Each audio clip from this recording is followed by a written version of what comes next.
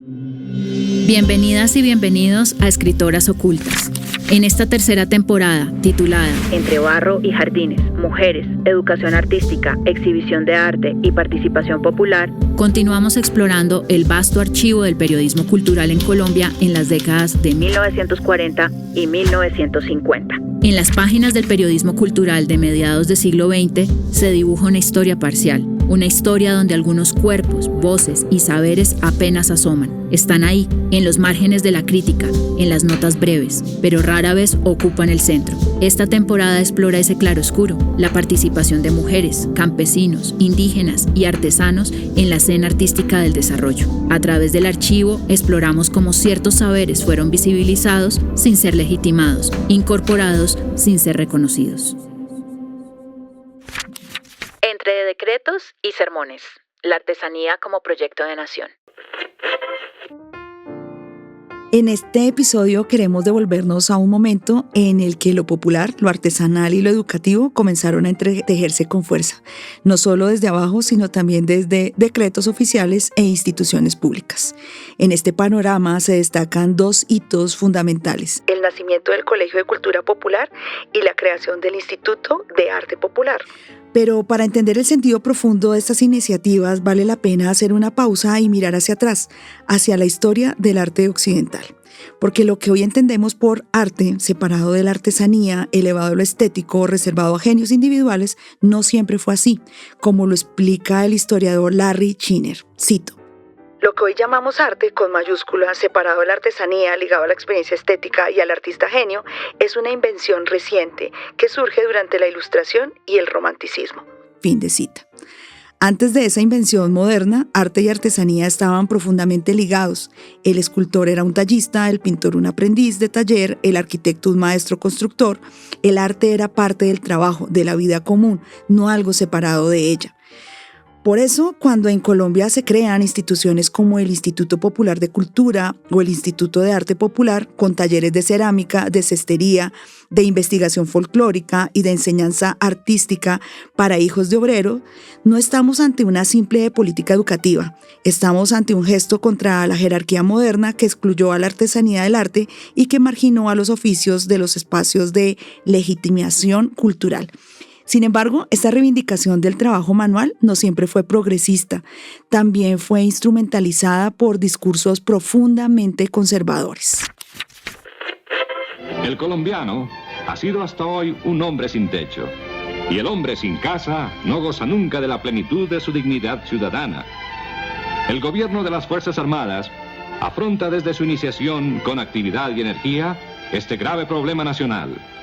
Se reorganiza el Instituto de Crédito Territorial y se le dota de abundantes recursos.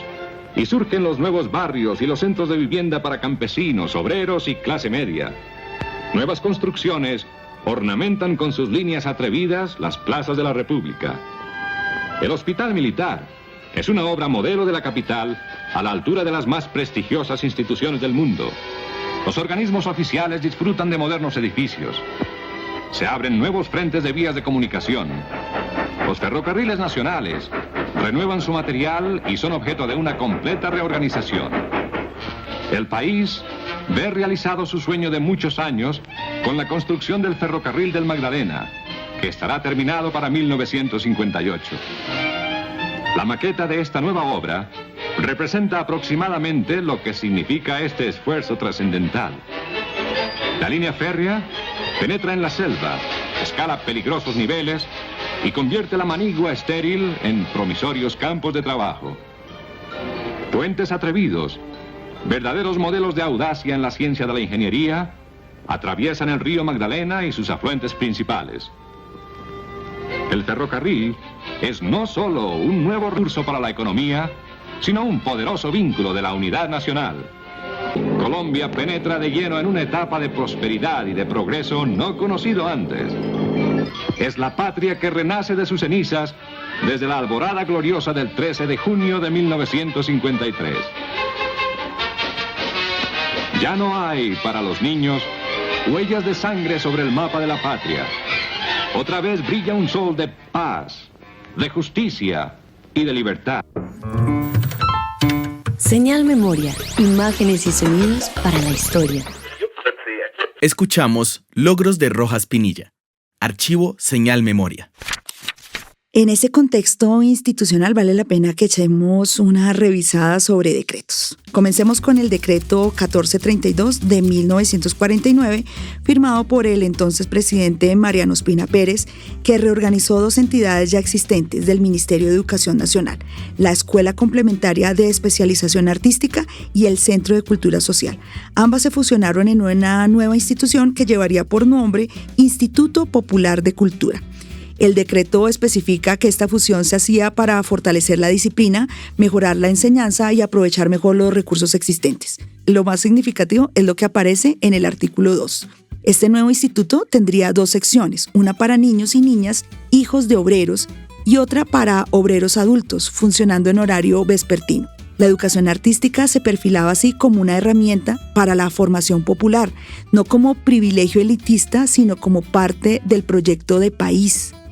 Pero este esfuerzo no surgió de la nada. Su antecedente directo fue el Colegio de Cultura Popular, fundado en 1935 con el nombre de Centro de Cultura Social, inicialmente como entidad privada. En 1939, bajo el impulso de los gobiernos liberales, esta institución pasó a formar parte de la sección de Extensión Cultural y Bellas Artes del Ministerio de Educación.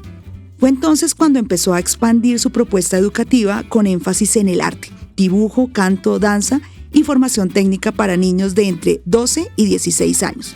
Ese mismo año, mediante el decreto 1230 de 1939, se transformó en la Escuela Complementaria de Educación Artística. En palabras del documento, este centro se erigió como una experiencia mixta, laica y coeducativa, ajena a la tutela de la Iglesia que por décadas había controlado la educación pública. Aquí no solo se formaban niñas y niños en expresiones culturales, también se daban pasos hacia una educación inclusiva, estatal y gratuita, respaldada por la reforma constitucional de 1936 que sentó las bases del Estado Social de Derecho. Ya en los 50, este impulso se proyecta con más fuerza hacia lo artesanal, con la creación del Instituto de Arte Popular, formalizado mediante el decreto 574 de 1950.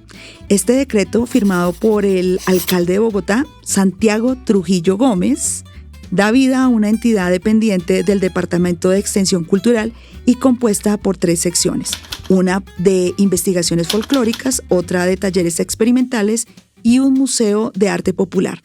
Nos interesa ver la sincronía entre los decretos a nivel nacional y los decretos a nivel local, en el caso de Bogotá. La sección de investigaciones se encargaba de recoger usos, costumbres y expresiones del arte popular anónimo.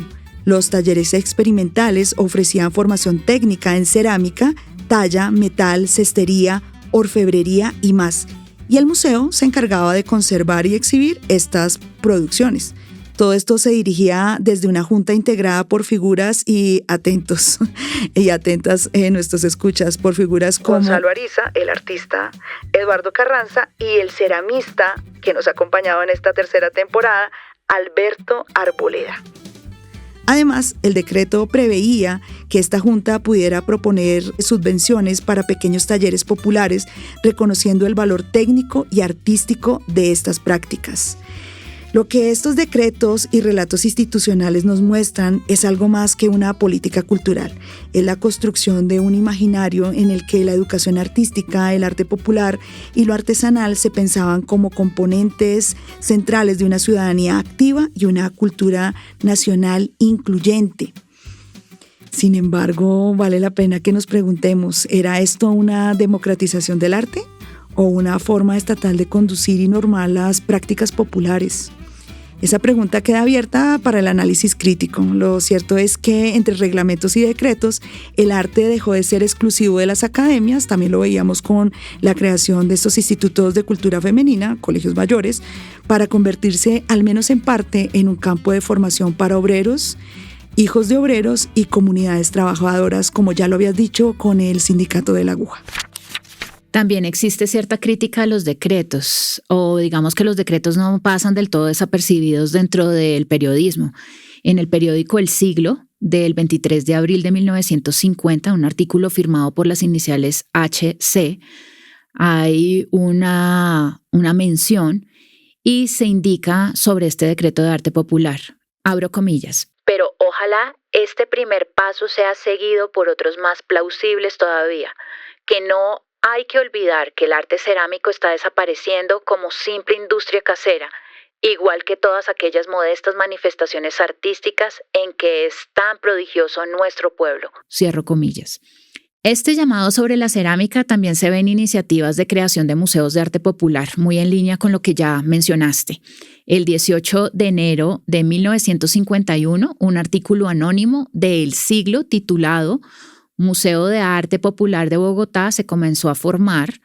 Se da cuenta de esta iniciativa generada gracias a la donación de obras de Elvira Martínez de Nieto, Gonzalo Ariza y Juan Figueroa, además de las terracotas de los campesinos de la Mesa Cundinamarca.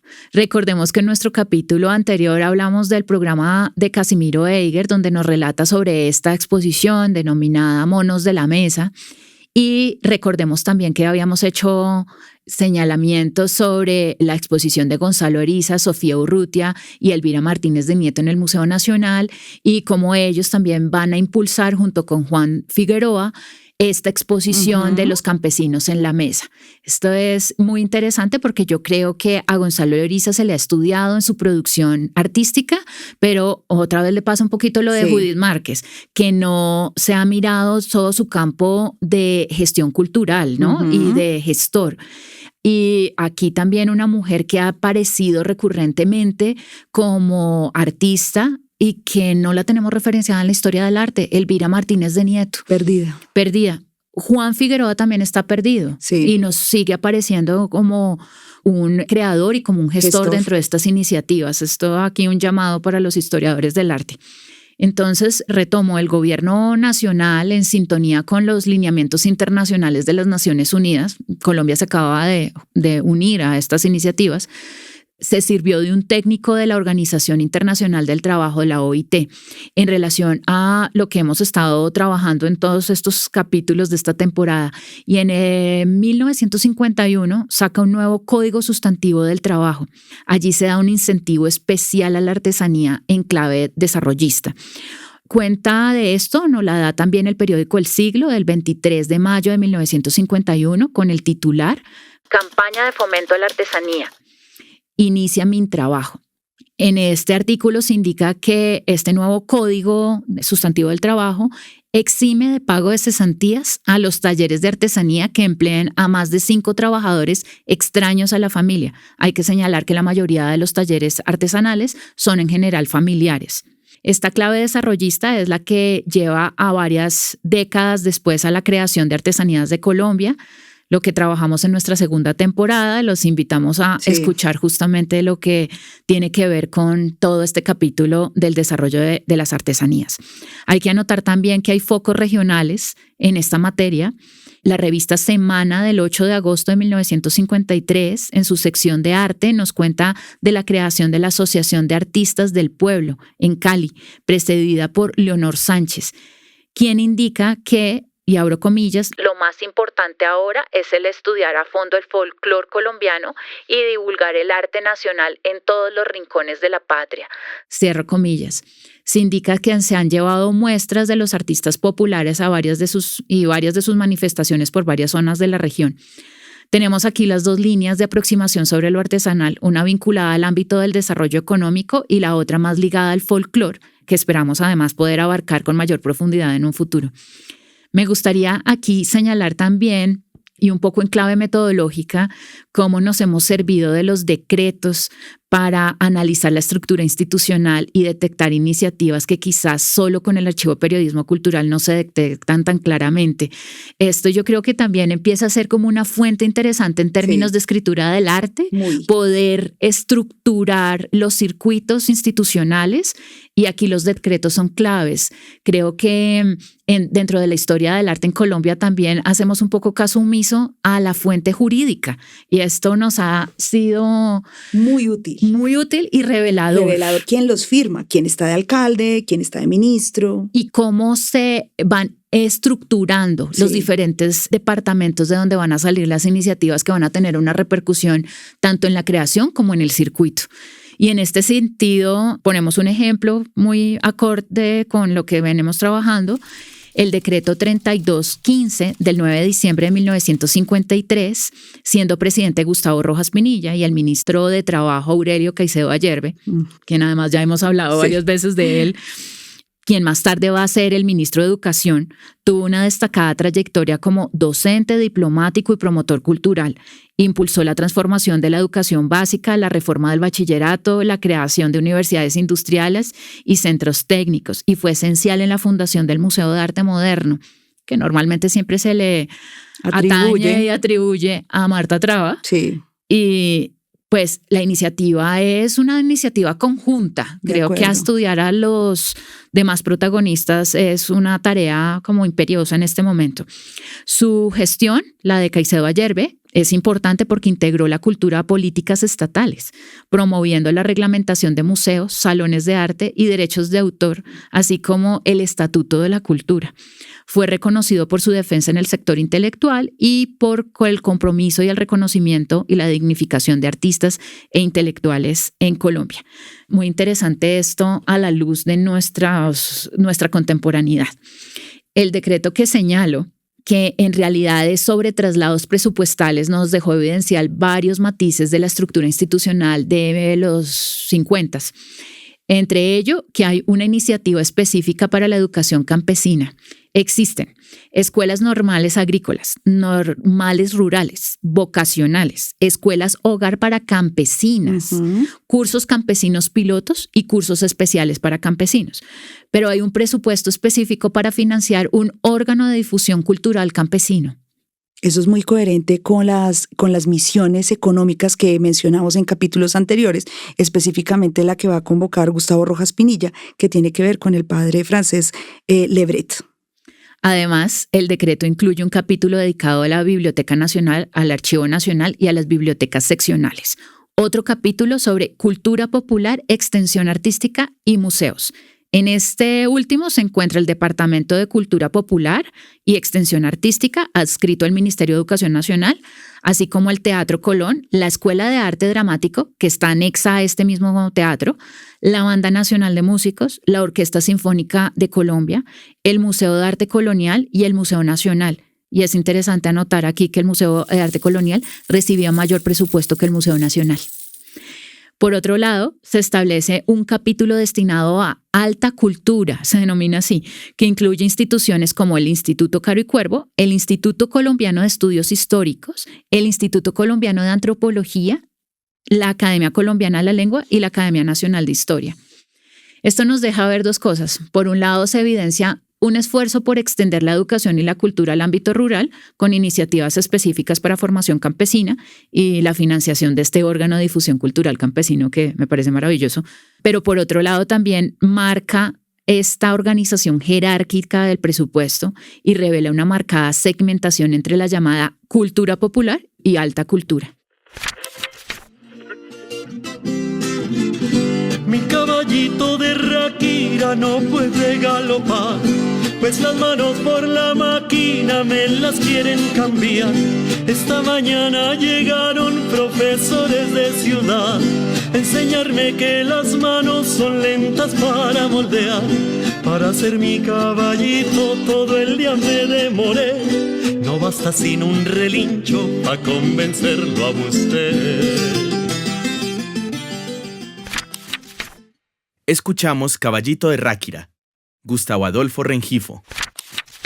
A mediados del siglo XX, Colombia vivía una época marcada por la violencia política, la crisis del campo y la migración acelerada hacia las ciudades. En medio de ese desorden emergió una figura que muchos discursos de la época buscaron rescatar y que es la que nos ha ocupado a través de toda esta temporada. Es la figura del artesano como símbolo de estabilidad. Pero, ¿qué significa realmente fomentar la artesanía a propósito de este capítulo lleno de decretos y de su invitación a que revisemos los decretos? ¿Era acaso solo una estrategia económica o se trataba sobre todo de una apuesta moral y política? En este segmento exploramos el discurso pronunciado en 1956 por el sacerdote Juan Bautista Bedoya en Medellín, titulado Estímulo para el artesano, una necesidad. del periódico El Colombiano. Allí la figura del artesano no es solo un trabajador manual, sino un pilar del orden familiar, económico y espiritual de la nación. El periódico El Colombiano publicará un fragmento de esa conferencia del sacerdote Juan Bautista Bedoya, en la que dice, cito, el artesano, para repetir una frase feliz del famoso fuero del trabajo español, es una herencia viva de un glorioso pasado gremial que debe ser fomentado y eficazmente protegido. Fin de cita. Aquí se presenta al artesano como depositario de una tradición moral. No es solo un productor de objetos, sino un heredero de una forma de vida regida por normas éticas, cooperación gremial y un sentido del trabajo vinculado a la dignidad. La cita al fuero del trabajo del franquismo español refuerza el marco ideológico conservador y católico del discurso, donde la protección al artesano se asocia con la preservación del orden social. Otra de los apartes que es posible analizar es una crítica moral a la industrialización y al maquinismo. Cito. Uno de los males más justamente imputados a la difusión del maquinismo es el de haber traído la dispersión de la familia obrera. La artesanía, por el contrario, la concentra, siendo uno de los rasgos distintivos en la vida doméstica. Fin de cita. El sacerdote opone el modelo artesanal que conserva la unidad familiar y promueve una vida ordenada y moral al modelo industrial que disgrega a la familia y conduce a la vida inhumana e insegura del proletariado moderno. La artesanía aparece como instrumento de cohesión familiar y social, mientras que la fábrica representa el caos, la despersonalización y la pérdida de valores. También es posible encontrar una dimensión formativa y moral del trabajo artesanal. Cito. Brota del fondo mismo de su naturaleza los sentimientos más confortadores y los estímulos más nobles que animan al trabajo, habitúan al hombre a la economía, desarrollan en él el sentido de la previsión y fomentan el espíritu de conservación social. Fin de cita. El discurso resalta cómo la práctica artesanal no solo produce bienes, sino que forma moralmente al trabajador. Le inculca disciplina, previsión, ahorro y sentido de comunidad. En esta visión, la ética del trabajo artesanal se convierte en fundamento del bienestar colectivo y del equilibrio social. Por lo tanto, es posible decir que la artesanía se convierte en un freno del caos social. Cito. Porque actúa como elemento de ponderación y equilibrio orgánico entre el capitalismo y el salario, formando a la vez un dique contra el descenso de los de arriba y un escalón accesible al esfuerzo personal de los de abajo. Fin de cita. Ese fragmento vincula la artesanía con la estabilidad social, como ya lo había dicho. El artesano en ese sentido está en un punto medio entre las clases altas y bajas. Su figura permite evitar tanto la pauperización como la radicalización. En el fondo, el discurso defiende un modelo corporativo y orgánico de sociedad donde cada quien tiene su lugar y su función bajo un orden moral y laboral claro. De la misma manera, también nos permite este fragmento de la conferencia identificar esa noción de la crisis del trabajo como descomposición moral. Cito. Esta es una cita larga, vale la pena que la mencionemos completa. Abro comillas. La exigua, por no decir nula formación profesional de nuestra masa trabajadora, carente en su mayoría en absoluto de una preparación adecuada para el trabajo calificado, la insuficiencia del salario del jefe de hogar, las escasas prestaciones y seguridades que rodean las labores agrícolas son factores que contribuyen a que ciertos gremios como el del servicio doméstico, empleadas de salón, lustrabotas, braceros, voceadores de prensa, vendedores ambulantes, mandaderos, loteros, etcétera, etcétera, vayan cada día en aumento con perjuicio para la vida ciudadana y una moral relajada que agraven los problemas y causa a la sociedad. Fin de cita. En este diagnóstico, Bedoya denuncia la falta de formación técnica, lo cual nos sorprende en el contexto de estos decretos y que vale la pena que entonces nos hagamos la pregunta entre la proclamación del decreto y su implementación en territorio. El desprecio por los oficios también será algo que él va a mostrarse muy preocupado frente a el oficio y la industrialización respecto al artesanal y la búsqueda de ingresos inmediatos como causas de una degradación social y espiritual.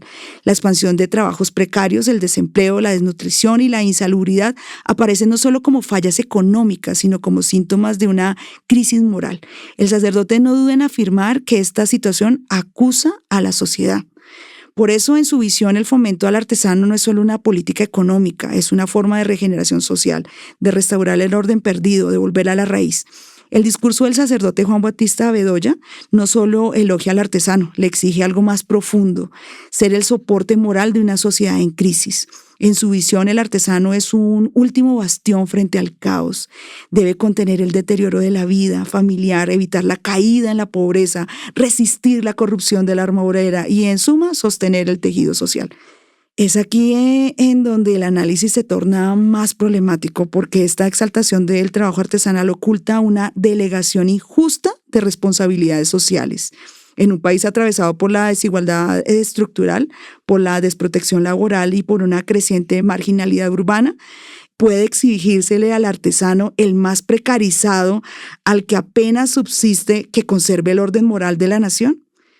Este ideal del artesano virtuoso y autosuficiente se enmarca en el discurso político del gobierno de Gustavo Rojas Pinilla, que abogaba por la reconciliación de las clases y el rechazo explícito a los antagonismos sociales. Escuchemos sus palabras. Cito: el ideal no es que haya menos ricos, sino que haya menos pobres. Así como no queremos la lucha sin cuartel de los partidos, tampoco queremos la lucha de clases. Aspiramos a ser los campeadores de una sociedad unida en la creación, en la distribución y en el goce de las riquezas. Fin de cita. Desde esta lógica, la justicia social se convierte en armonía de clases, no en confrontación. El trabajo manual entonces no es solo valorado como medio de producción, sino como instrumento de pacificación social, a propósito de esa cita de uno de los discursos de Gustavo Rojas Pinilla. Pero esta propuesta o esta supuesta armonía, esa solidaridad entre clases promovida por la llamada justicia social cristiana, también sirve para desactivar la crítica, para silenciar el conflicto y para situar en el trabajador, no en el Estado, la culpa de la crisis. Si hay desnutrición, insalubridad, desempleo, si hay una moral relajada, como dice el sacerdote Bedoya, no es por las condiciones estructurales, sino por el descuido, la negligencia o la falta de virtud del propio pueblo. Es muy contradictorio entre instituciones como tienen visiones diferentes respecto de esto. Así el artesano termina siendo figura ejemplar, pero subordinada, celebrada por su disciplina y su obediencia, pero olvidada en sus derechos. Hoy, más de medio siglo después de ese llamado a fomentar la artesanía, sigue siendo válido, pero no podemos ignorar el peso ideológico que cargaba. No era solo un elogio del trabajo, era también una forma de contener el conflicto social. Estimado amigo, indudablemente es en la parte artesanal en donde reside la mayor falla de la pintura en la última centuria. Para que lo comprendas mejor, miremos hacia atrás, cuando aquellos viejos gloriosos, los clásicos, se desvivían y agotaban todos los recursos para depurarse en el oficio y dotar a sus obras de unos materiales y un soporte capaces de desafiar a los siglos. Así inicia la carta abierta de un pintor, La artesanía en la pintura, por León Posada, en el periódico El Colombiano del 6 de noviembre de 1957. La relación entre arte y artesanía ha sido siempre tensionante y controvertida. Pasa por disquisiciones profundas con el manejo técnico, el saber hacer, el trabajo de las manos. Pasa por la utilización de la historia o de la historia del arte. Abro comillas.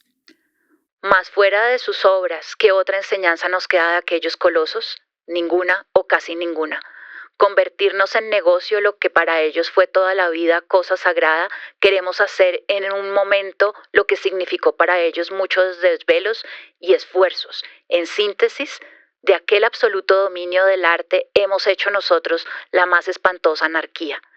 Y de esta manera seguimos dando palos de ciego con obras que no van a resistir el paso de los años, aunque se crea que la salvación está en haber suplantado lo concreto por lo abstracto. Recordemos, sin embargo, que el tiempo no atiende a teorías cuando éstas necesitan de un soporte físico para vivir. Cierro la cita. Cita de la misma carta abierta de un pintor. La relación de arte y artesanía pasa por los vaivenes del desarrollo y la industria, y ha pasado por los avatares de la crítica, por la promesa del futuro del arte bajo ciertas condiciones, por las narrativas de creadores, de curadores, pasa por el circuito de legitimación, y aún así...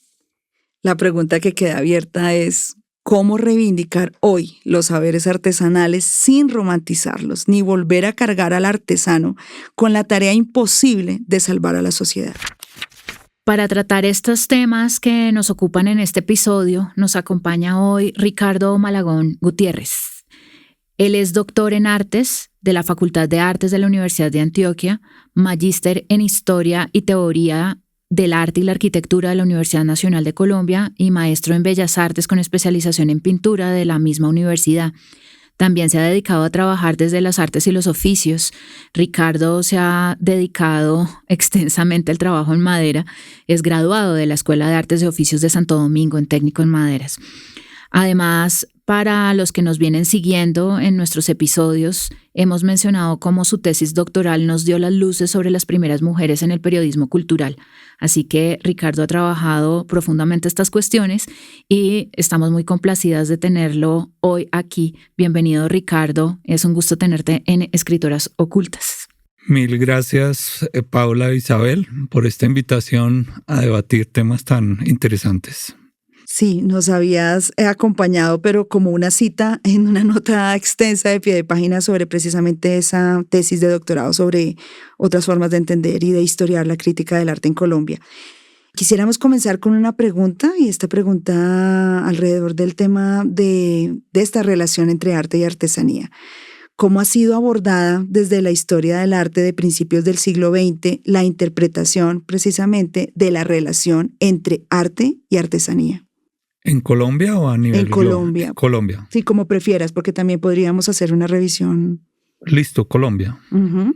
La reflexión ha estado efectivamente centrada en las bellas artes y residualmente centrada hasta épocas muy recientes en la artesanía.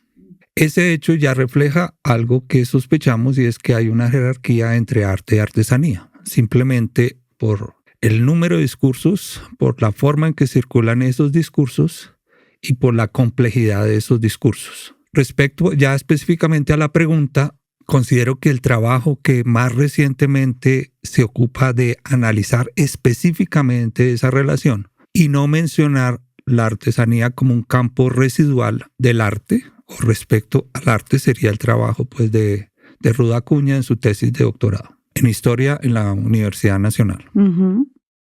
Tensiones y disputas en la educación artística, creo que es el nombre, específicamente el capítulo 3. Que lo hemos mencionado en algunos de nuestros capítulos. En el primer episodio hicimos mención de la educación, de los dos modelos de educación que tenían para ese momento de inicios del siglo XX. Lo menciono, repito, porque considero que es el trabajo en que aborda específicamente una relación y no decir eventualmente el arte se ha interesado por la artesanía, conservando esa jerarquía, y estas han sido, digamos, como las relaciones momentáneas. Además, porque ella deriva de una tesis, digamos que como toda tesis es discutible, pero una tesis muy importante, y es que en esa relación se define la modernidad artística en Colombia por lo menos de los años 30 y 40.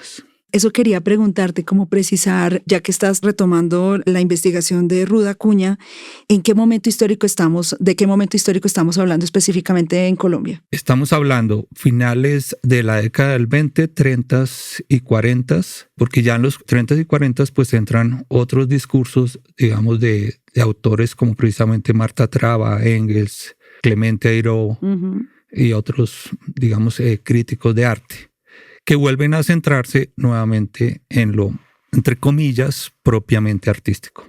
¿Qué posición tienes frente a esa tesis, a esa manera de abordarlo?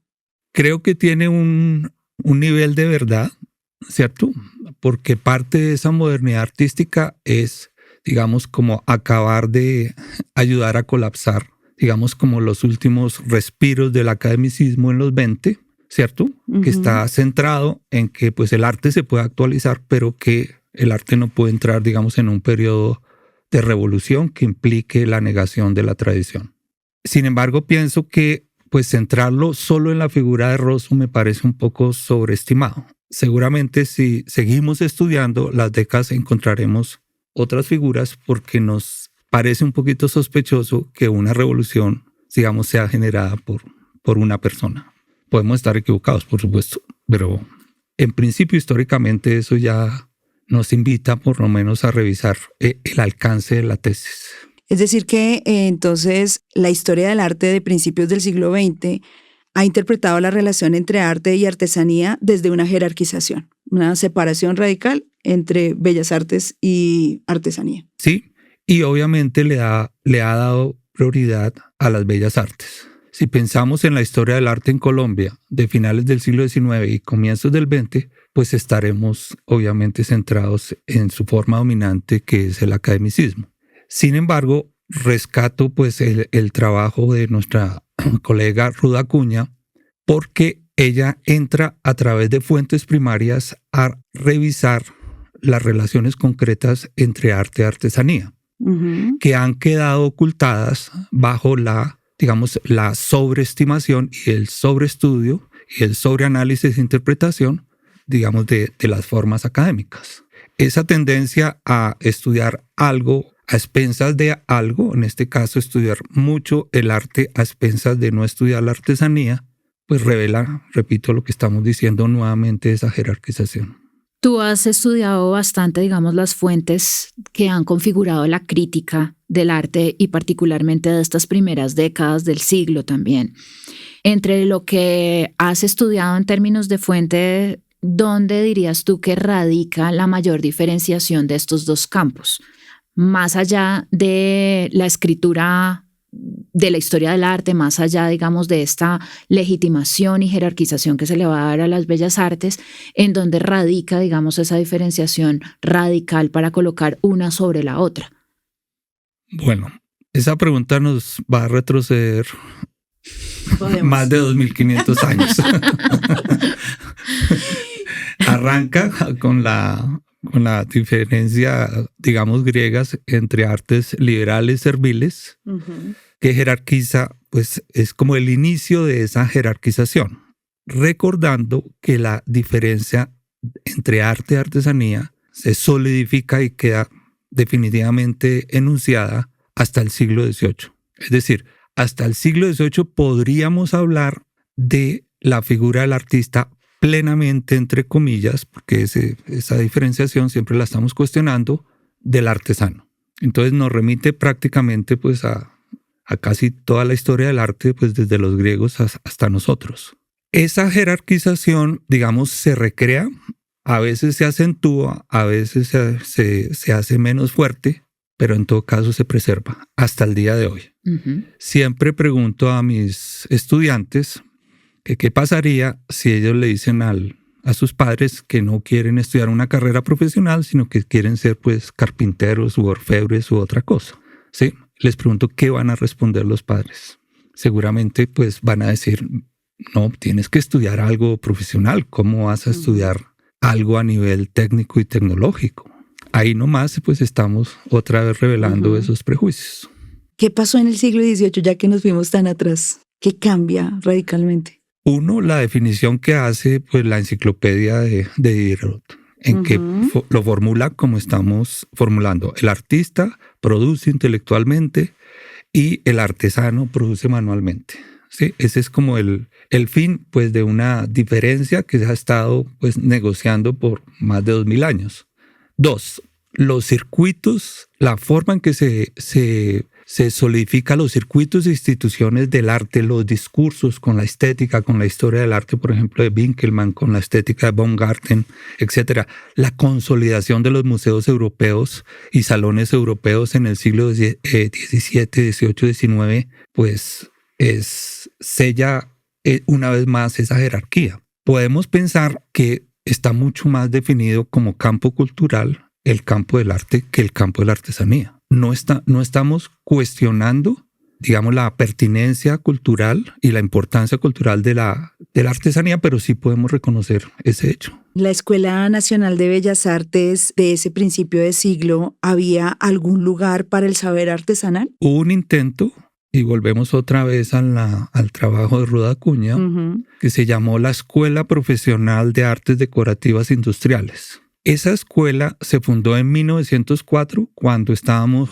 literalmente resucitando la Escuela de Bellas Artes después de la Guerra de los Mil Días. Y tenemos supuestamente un inicio de su funcionamiento en 1902, pero el funcionamiento real y efectivo es hasta 1904. Ahí Santa María, digamos, se encarga tanto de la Escuela de Bellas Artes como de la supuesta fundación o de la precaria fundación de la EPADI, como lo dijimos, Escuela Profesional de Artes Decorativas e Industriales, pero al año, en 1905, ya están cerrando algunos de los talleres de la EPADI y en 1908 ya ha desaparecido. Estamos hablando de Andrés de Santa María, del artista. Estamos hablando de Andrés de Santa María por diferentes circunstancias personales, o sea, de cómo él concebía el arte y la artesanía, pero también pues del contexto. No hay lugar para lo artesanal, entonces, en ese contexto institucional, pensando en una jerarquización también de clases sociales y el papel que se le pide al arte. A propósito de tu tesis de doctorado sobre esas primeras exposiciones, ¿no? Como qué visión se tiene sobre las artes para las clases altas en Colombia. Claro, lo que hace, digamos, la fundación de la Escuela Nacional de Bellas Artes en 1886 es crear la idea de que el artista, digamos, es un sujeto que se debe diferenciar socialmente del artesano. En tanto, su actividad es eminentemente intelectual. Por eso para Santa María es un choque que lo pongan a dirigir dos instituciones que en principio, desde su mentalidad, digamos, elitista, eurocéntrica y bellas artes, sería pues tratar de reunir el agua y aceite. Sin embargo, a Santa María y a otros, digamos, personajes de la cultura colombiana se les olvidó que desde el siglo XVII, casi desde el nacimiento mismo de las escuelas de bellas artes, de las academias de bellas artes, hubo una confluencia entre artes aplicadas y bellas artes. Había un ciclo básico de formación, no podríamos decir para artistas o artesanos, porque en principio todos estaban en ese mismo ciclo, y una vez cumplido ese ciclo, los estudiantes decidían, los escolares se diría en esa época, decidían si se iban a orientar a las artes aplicadas o si se iban a orientar a las bellas artes. Eso en términos de funcionamiento, presupuesto y eficiencia de recursos era muy importante. Claro. Porque era la posibilidad de tener una infraestructura compartida en muchos sentidos y poder suplir necesidades sociales, culturales, de profesionales en los dos campos. Aquí hay un punto de intersección interesante porque en paralelo están funcionando todas las escuelas de artes y oficios que vienen desde el siglo XIX también. ¿Cómo es esa relación de las escuelas de arte y de oficio que cumplen más un cierto cubrimiento de oficios técnicos o de suplir una cierta necesidad técnica frente a esa otra formación donde también se comparten algunas de las enseñanzas? Claro. Dentro de las escuelas de artes y oficios están las artes decorativas. Sí. Pero dentro de las escuelas de artes decorativas también están, digamos, los oficios técnicos. En principio, pues resultan muy importantes porque precisamente, por ejemplo, los salesianos con el Instituto Técnico Central están supliendo una diferencia que desde el principio se planteó en la fundación de la Escuela de Bellas Artes, y es que tuviera, digamos, un ala o una sección muy importante relativa a las artes decorativas. Sin embargo, pues estudiando ese devenir de la Escuela de Bellas Artes, del academicismo, etc., podríamos encontrar ya no como un error o una deficiencia o una falta de estimación de los artistas por, digamos, la artesanía y los artesanos, que sí existía, evidentemente, pero podemos, digamos, reconocer que el propio funcionamiento de la Escuela de Bellas Artes realmente fue muy, muy difícil. Recordemos que la Escuela de Bellas Artes se demora casi 50 años en tener una sede propia. Recordemos que el material pedagógico esencial, llámese la que hoy se llama la colección Pisano, que eran los modelos pedagógicos en grabado y en esculturas de vaciados de yeso, llegaron 42 años tarde. Son simples indicativos que nos dan, digamos, como el ritmo al cual esa escuela trataba, digamos, de solidificarse como una institución estatal, cultural y, por supuesto, social. Nosotras hemos visto, digamos, a partir del periodismo cultural, cómo especialmente a finales de la década de los 40, Colombia como política pública prácticamente empieza a introducirse dentro de estos modelos de desarrollo internacionales. Es decir, políticamente hay una visión hacia el desarrollo, hacia la industria, y la artesanía y el artesanado van a ser un foco de interés particular. Tú ves que hay, digamos, como un desbalance allí frente a lo que ocurre con artes y a lo que ocurre con artesanía.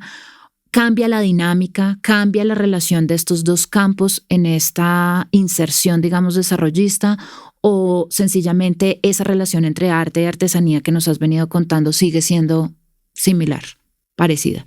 Digamos que se atenúa la diferencia, pero se conserva la jerarquía. Habría otro factor, un tris antecedente, y es el final de la República Conservadora respecto al inicio de la República Liberal, cuando hay un cambio en la concepción del pueblo, pues en términos culturales, históricos, políticos, ¿cierto? Con todo el trasfondo ideológico que implica ese cambio, pero que ese cambio en la concepción del pueblo pues obliga nuevamente a voltear la mirada hacia la artesanía. Si nos ponemos a traerlo un poco a nuestra contemporaneidad, tú has estado en ambos lados.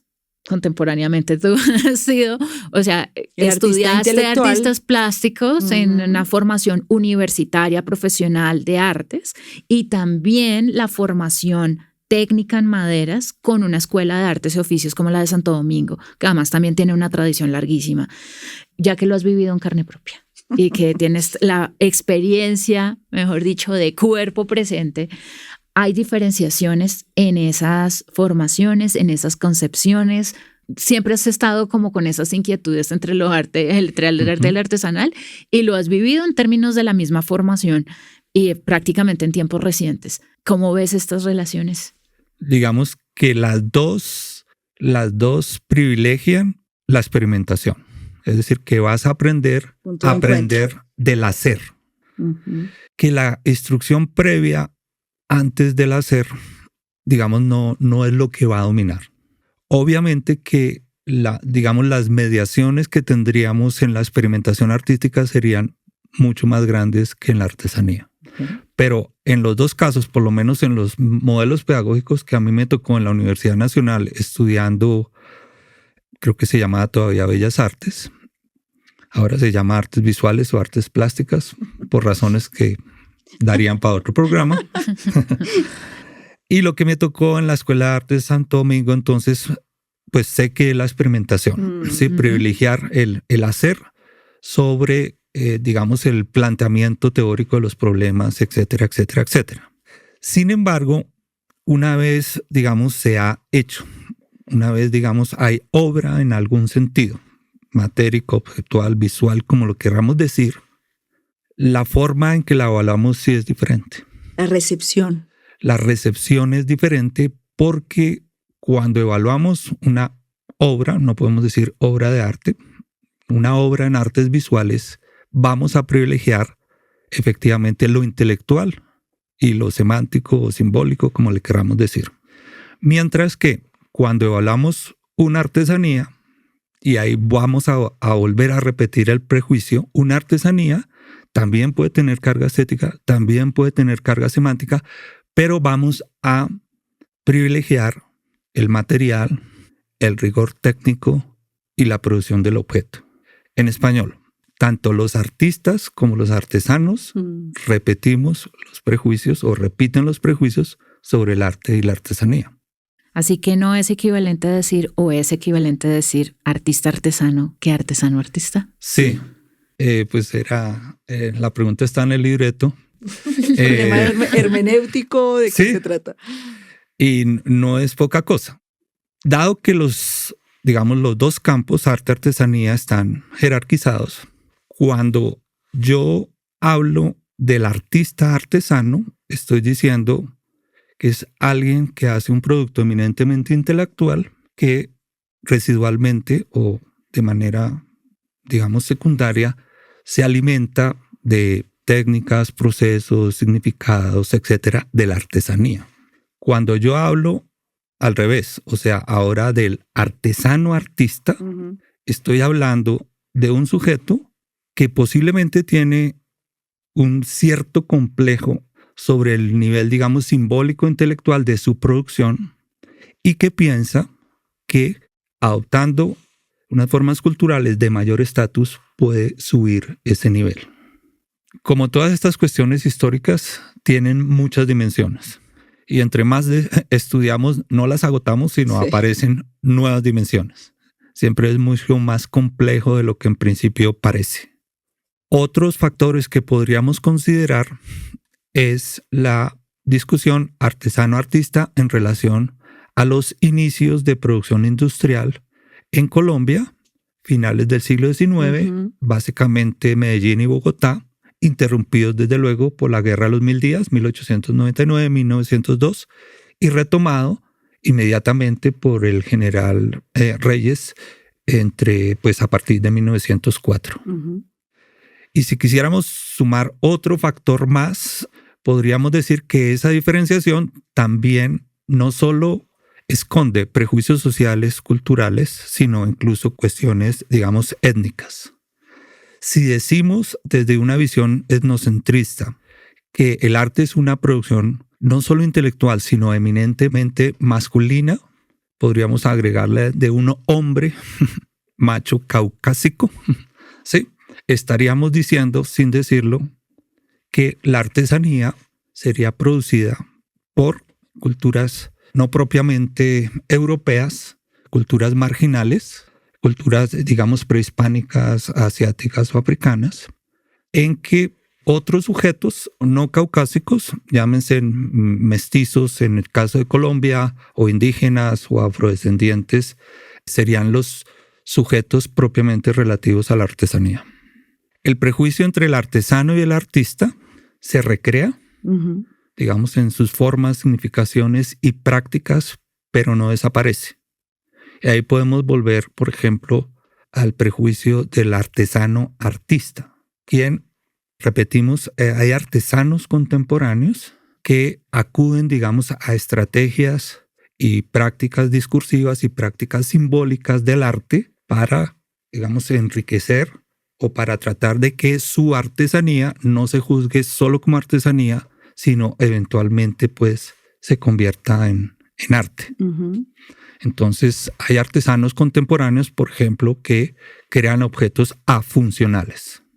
O hay artesanos que posibilitan, digamos, mucho más explícitamente la significación de sus objetos que hacen, en los que la dimensión, por ejemplo, material y técnica ya no resulta tan importante y la posibilidad de que se le construya significados a esos objetos, digamos, de orden simbólico, pues en ese sentido crece, ¿no? Porque como siempre nos movemos en posiciones antinómicas o binarias, entonces habíamos dicho que aquello que invita a la significación, carga semántica, dice Danto, es propio del arte. Sí.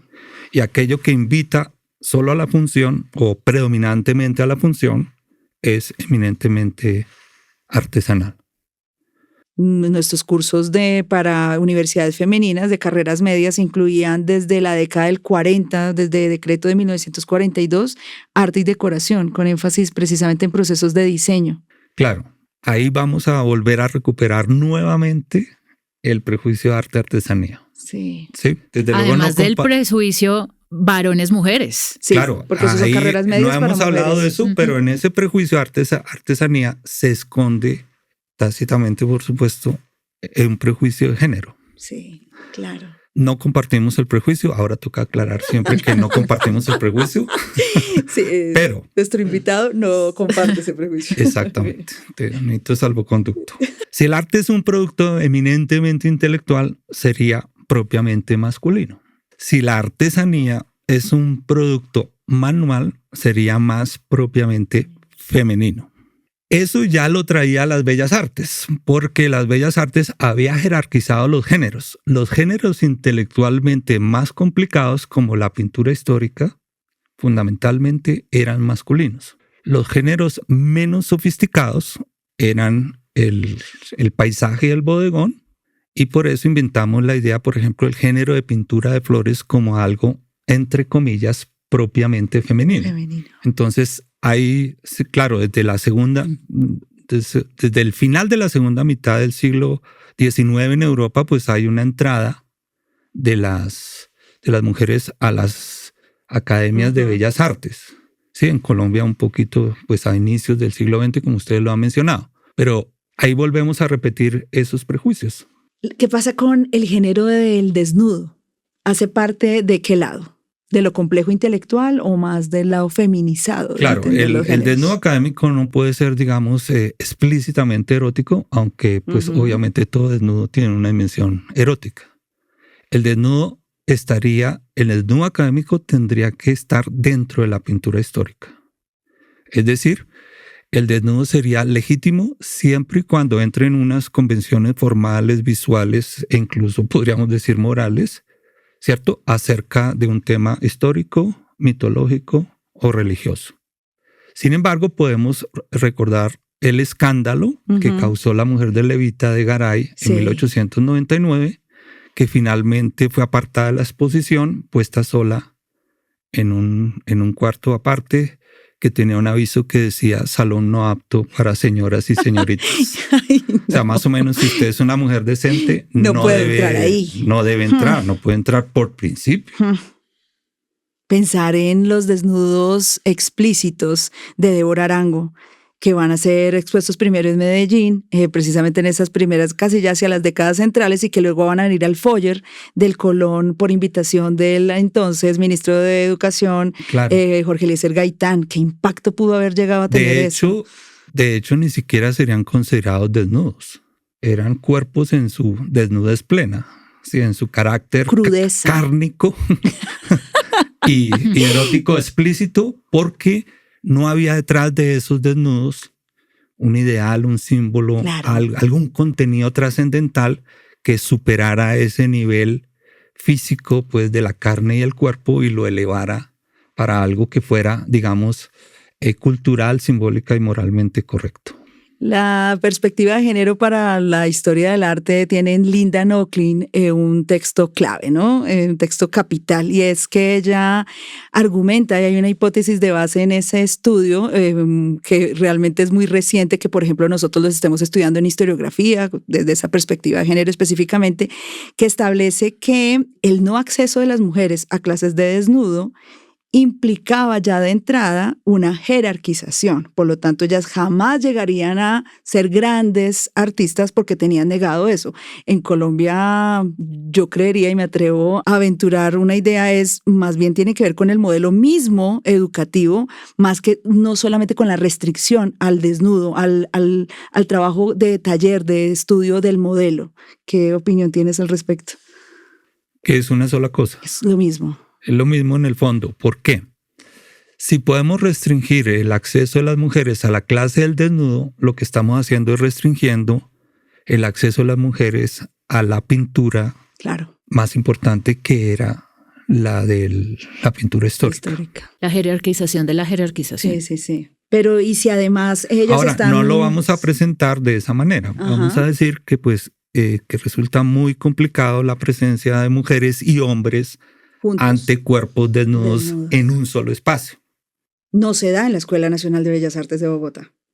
No, me imagino que al principio, o pues lo que pasó al principio fue que no podían estar, después podían estar, pero en grupos aparte, y eso también se ve, por ejemplo, en los grabados y en las pinturas europeas, que la clase del desnudo la están tomando grupos en que solo hay mujeres, o la están tomando grupos en que solo hay hombres. Porque pues si se consideraba, digamos, complicado pues la presencia de los hombres ante el cuerpo desnudo, pues la presencia de hombres y mujeres mezcladas ante el cuerpo desnudo pues era peor, la complejidad de la complejidad. Sí. Sodoma y Gomorra. Más o menos. Y si además de eso entonces pensamos que tenemos una década del 40 con unos decretos, Germán Arciniegas como ministro de Educación, adelantando programas de educación técnica para mujeres y que esta educación técnica remitida a la creación de los colegios mayores a nivel nacional, se restringe la educación de las mujeres en arte y decoración, carreras medias, con, no sé, la no exigencia del bachillerato completo, pues ¿cuáles serán las implicaciones? Claro. O sea, con ese panorama peor desalentador, te agradecemos muchísimo que nos hayas acompañado en esta entrevista. Gracias por acompañarnos en Escritoras Ocultas. Muchas gracias, escritoras ocultas, que ya no son ocultas, Isabel y Paula. Gracias por la invitación.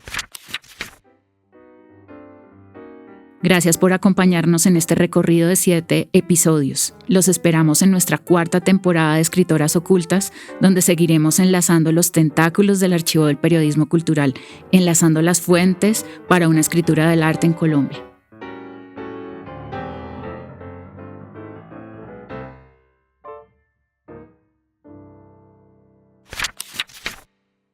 Somos Escritoras Ocultas. Así como las obras necesitan transporte para llegar a su audiencia, las ideas también. Gracias a Somos Art en Movimiento por apoyar la circulación de Escritoras Ocultas. Investigación, Isabel Cristina Díaz y Paula Matiz. Asistente de investigación, Dana Valentina Camacho Lerma y María Sofía Barreto Mejía. Community Manager, Gabriela Díaz. La música, grabación, edición y masterización está a cargo de Iman Music. Diseño de la imagen, José Ruiz. Esto es Escritoras Ocultas.